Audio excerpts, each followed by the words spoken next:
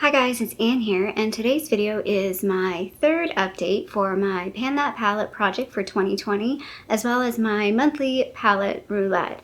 So let's get straight into it. The first thing we're going to talk about is my Pan That palette, which is the NYX Ultimate Palette in Warm Neutrals, and I hit pan! Yay! So you can see there I've hit pan in that top shade, so I'm super happy. It was kind of like a surprise pan at the beginning of the month. I felt like I hit pan the first week of March, like it was so quick. And yeah, so I'm really happy about it. So this weighed 100.99 grams at the beginning of the month at February 28th. And today it's March 28th and it weighs 100.58 grams. So that's a difference of 0.41 grams. So slightly better than the previous 2 months. I definitely felt like I was focused on this a bit more this past month, probably because it feels a little bit like the world is crazy and sometimes just going into something that's a routine that I didn't have to think about. And I do enjoy this palette. Like I am actually still really enjoying using it. I'm not gonna lie, I'm looking at it thinking, it's probably gonna be a while before I hit pan. I might hit pan on this shade. Hopefully you can see there's definitely like a pretty good dip. Yeah, there, you can see there's a good dip in that shade. So I'm pretty sure I'll hit pan on this shade in the month of April. This shade also has a pretty good dip in it, but it still seems pretty far from pan. So, and I'm also, again, I use this shade, I talked about this last time, I use this shade as liner. So yeah, so very happy with the progress that I'm making on this palette. Now I'll recap the palettes that I used in the month of February. So I used this little Ipsy NYX palette. It's just a little trio. It's okay. I like this for travel. I just wanted to make sure I've used it a few times because I kind of forget about it sometimes, and I do like it. I have this little duo, this Pixie by Petra duo in Orchid Ornament, and I really like this. I used it a few times this past month, either in combination with other palettes and just on its own. So it's a nice, perfect little palette. I am a little sad that that one shadow is pretty much crap because it fell apart, but what can you do? I had two loose shadows in the month of March. One is this Nihiro from Firenze, and this is a sample in Winter Sunrise. I didn't get around to using the Winter Sunrise, which I'm a little sad about, but I feel like I'm going to put this away and I'm going to bring it back out in the summertime because I feel like it's a really fun summer shadow.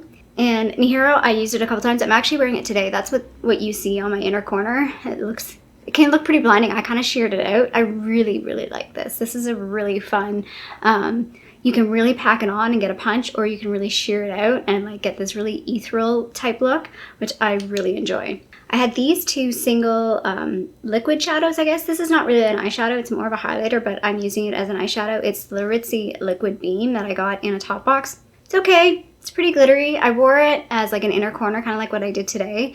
And I also wore it like over top my highlighter just for funsies. It's pretty glittery though, like it's not something I would wear regularly. And the other one is this Appeal eyeshadow in the shade. I don't know what the shade of this is actually. Oh, there we are, rose gold. It's not really rose gold, it's like gold. It's more like copper gold.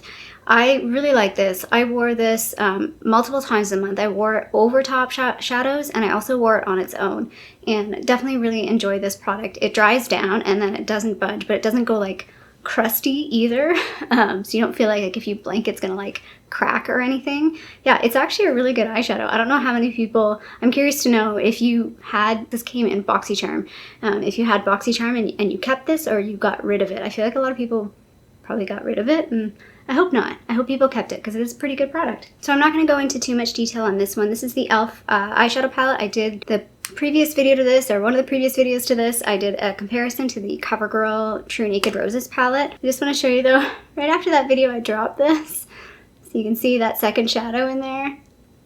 That was the casualty. Luckily, like nothing else broke but that second shadow, and I was able to, like, it's soft enough that I just kind of like mushed it back in.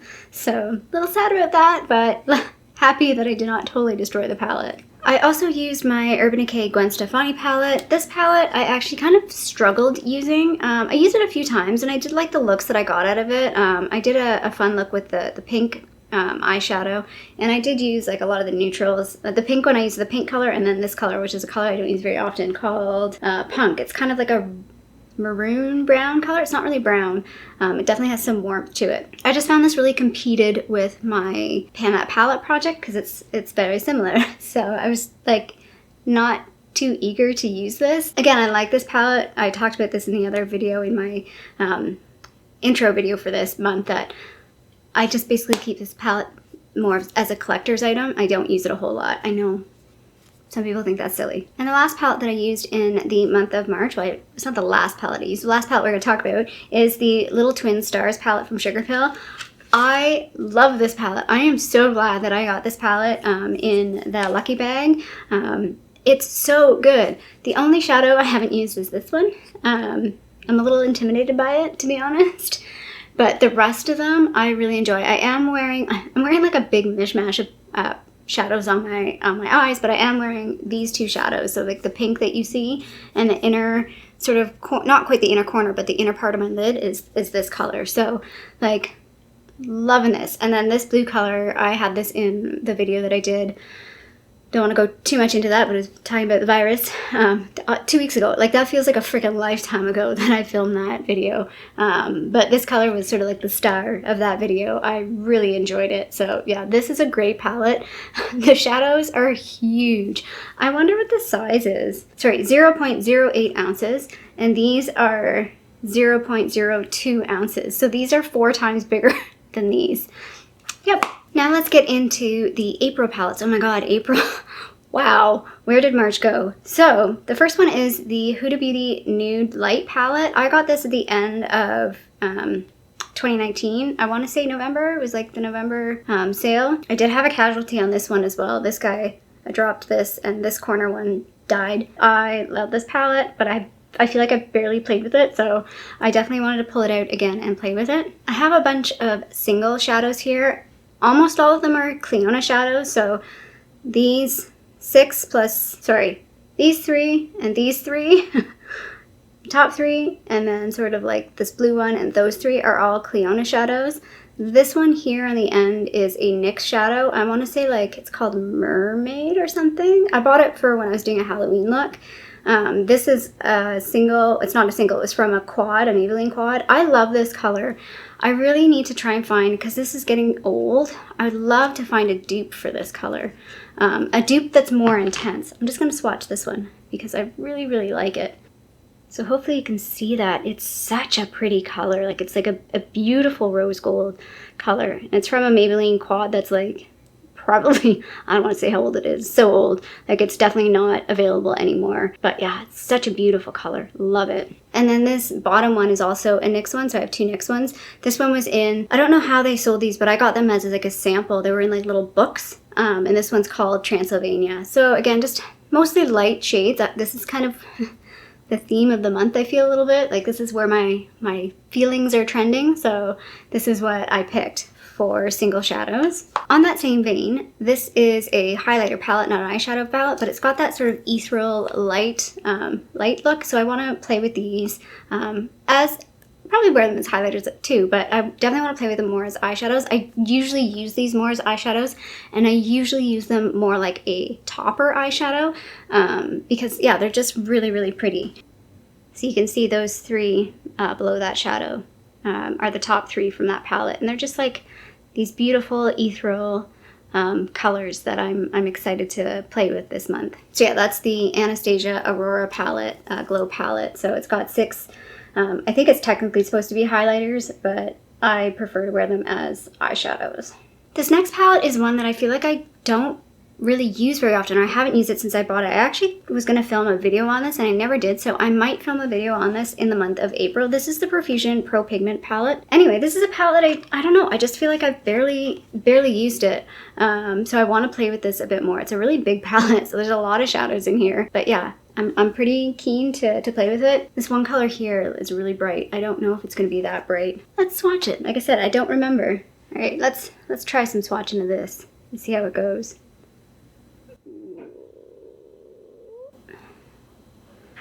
There we go. There's a couple shadows from that palette. So see, that pink it's pretty bright. It's not showing quite as bright on camera. I feel like the camera's kind of like, whoa, way too much color. Need to desaturate a little. But yeah, I'm really liking this color. I can't remember which one that was that I swatched.